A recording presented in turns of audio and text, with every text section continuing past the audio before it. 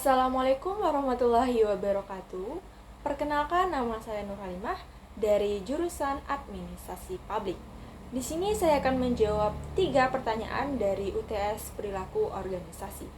Pertanyaan pertama, menurut Anda, apa pentingnya mempelajari mata kuliah perilaku organisasi?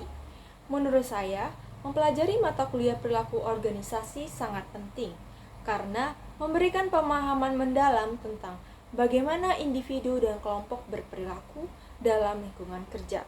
Pengetahuan ini membantu kita mengenali faktor-faktor yang mempengaruhi sikap, motivasi, dan kinerja seseorang di tempat kerja. Dengan memahami perilaku manusia dalam organisasi, kita dapat menciptakan strategi yang lebih efektif untuk meningkatkan produktivitas, kerjasama tim, serta komunikasi antar anggota organisasi. Selain itu, perilaku organisasi juga membekali kita dengan keterampilan praktis yang sangat dibutuhkan dalam dunia kerja, seperti kepemimpinan, pengambilan keputusan, dan manajemen konflik. Keterampilan ini penting untuk membangun lingkungan kerja yang sehat, mendukung dan berorientasi pada pencapaian tujuan bersama. Dengan begitu, kita tidak hanya menjadi pekerja yang produktif, tetapi juga mampu berkontribusi dalam menciptakan organisasi yang lebih baik. Pertanyaan yang kedua, apa yang Anda pahami tentang culture shock dalam konteks budaya organisasi? Jelaskan. Culture shock dalam konteks budaya organisasi merujuk pada perasaan kaget, kebingungan, ketidaknyamanan atau ketegangan yang dialami individu ketika mereka masuk ke dalam lingkungan organisasi dengan budaya yang berbeda dari yang biasa mereka kenal. Hal ini dapat terjadi karena perbedaan nilai, norma, kebiasaan, atau cara kerja yang ada di organisasi baru. Misalnya, seseorang yang terbiasa dengan budaya kerja santai mungkin merasa terkejut dan sulit beradaptasi di organisasi yang sangat formal dan disiplin. Culture shock ini dapat mempengaruhi kinerja, tingkat kenyamanan, dan proses adaptasi individu terhadap lingkungan kerja baru.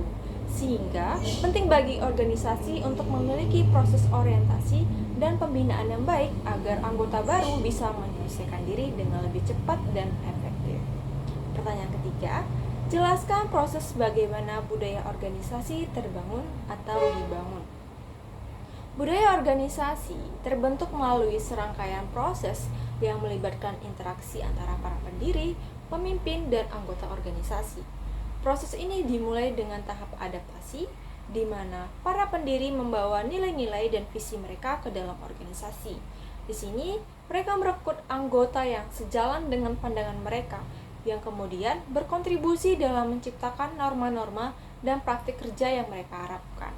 Selanjutnya, dalam tahap sosialisasi, anggota baru diperkenalkan pada budaya yang ada, yang melibatkan pelatihan dan komunikasi tentang nilai-nilai, kebiasaan, serta harapan dalam lingkungan kerja.